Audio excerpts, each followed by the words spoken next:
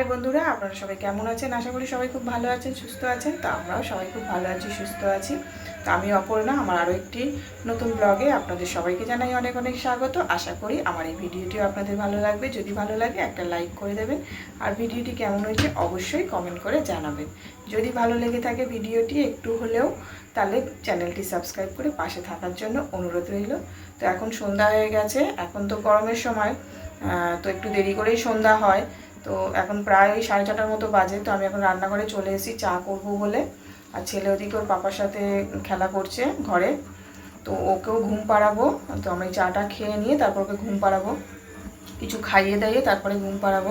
আর আজকে ওয়েদারটা একটু অন্যরকম, মানে বাইরে একটু হাওয়া টাওয়া দিচ্ছে, হয়তো বৃষ্টিও হতে পারে হলে। তো এই যে চা বসিয়ে দিয়েছি, চা করব।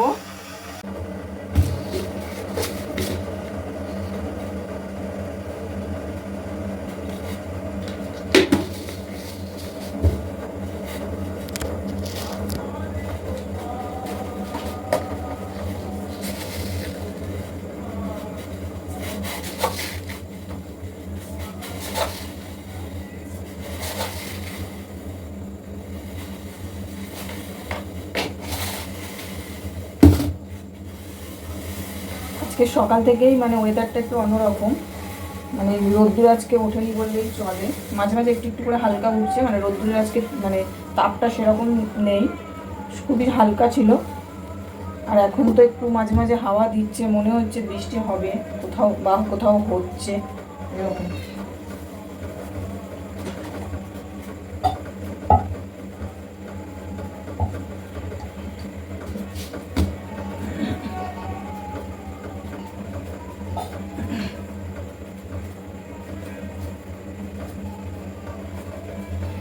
তো আপনাদের ওখানে কোথায় কোথায় মানে বৃষ্টি হচ্ছে কমেন্ট করে জানাবেন।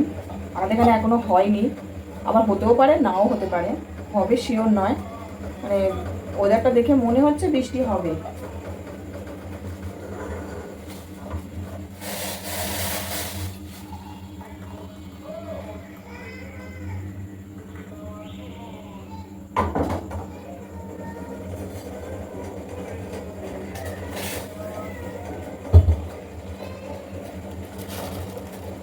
তো আমার চায়ে আমি একটু নুন দিয়ে দেবো, কারণ লিকার চায়ে আমি আবার একটু নুন খাই, একটু নুন দিয়ে ফুটিয়ে নেব। তারপর বসাবো হাজবেন্ডের চাটা, ও তো দুধ চা খায়, ওর জন্য আবার আলাদা করতে হবে।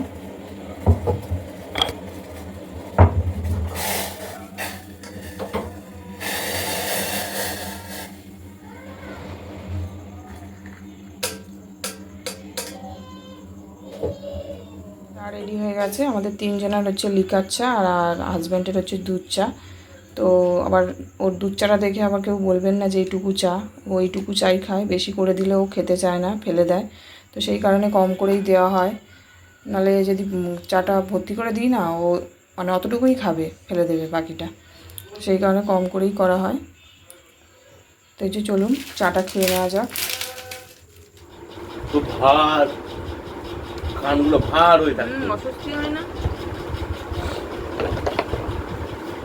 অসুবিধা কান ভাই হয়ে তাহলে কিরকম একটা অস্বস্তি হয়, বিরক্ত লাগে। হ্যাঁ। তাই তো কালকে বাবাকে বলছিলাম, আজকে যদি আজকাল আমাদের কান না খুলে সোমবার ডাক্তার দেখাতে যাবো। এখনো হালকা কান ভয়ে হয়ে আছে তালা, কিন্তু আগের থেকে পুরো খুলে গেছে। কালকেও করো না স্নান, গলা কিন্তু দেবে, মাথায় দেবে, তাই জন্য পিঠি জল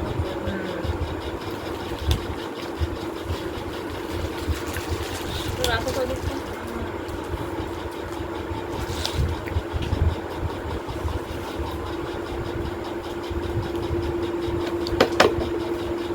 লোকটাকে বললাম যে আপনি একটু রং করে দেবেন,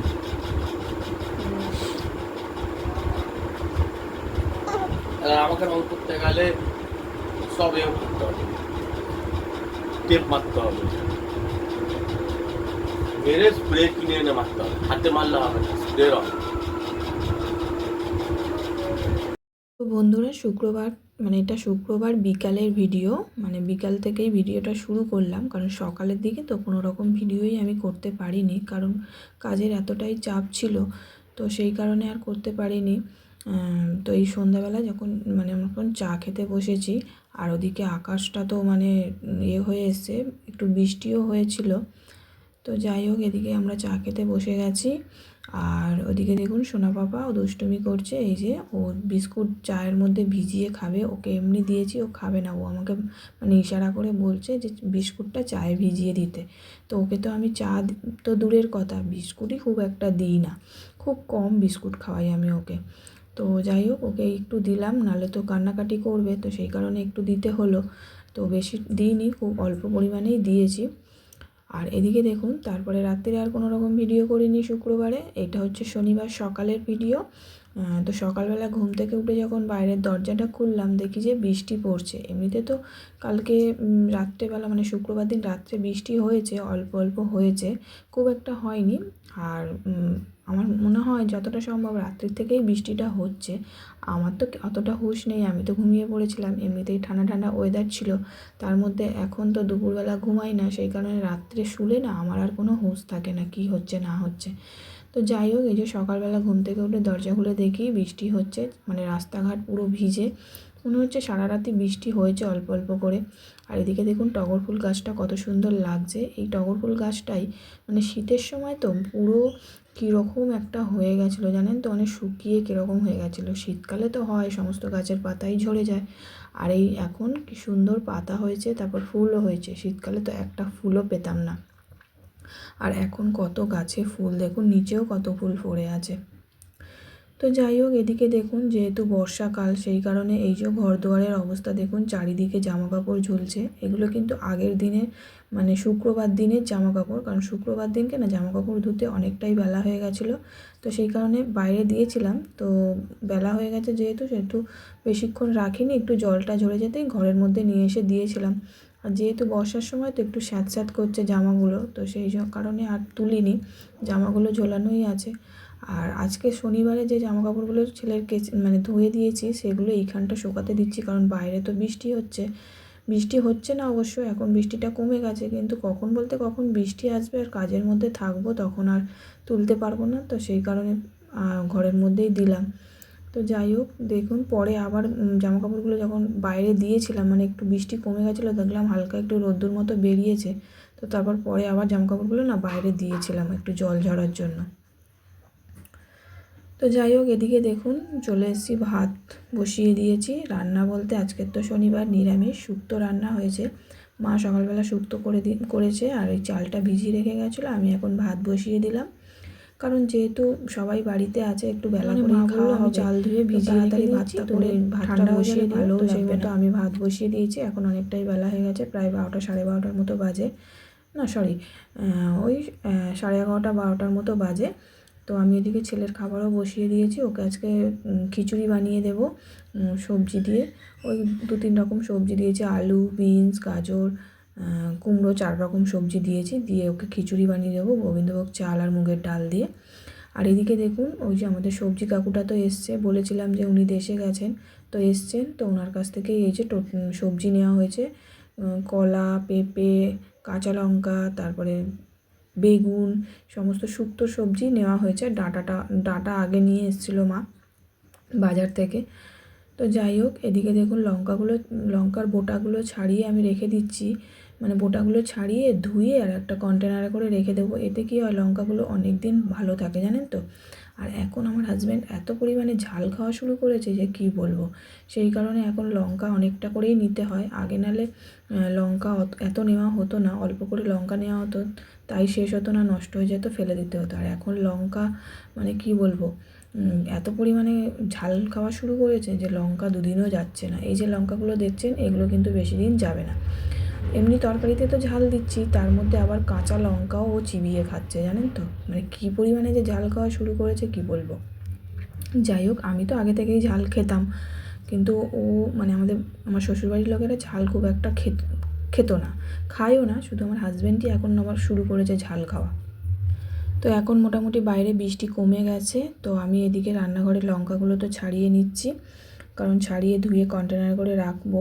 আর এদিকে দেখুন লঙ্কাগুলো আমার সমস্তটা ছাড়ানো হয়ে গেছে। এবারে আমি ধুয়ে আগে জলটা ঝরিয়ে তারপরে রাখবো শুকিয়ে, নাহলে কী হবে পচে যাবে, জল সমেত রাখলে কিন্তু পচে যাবে।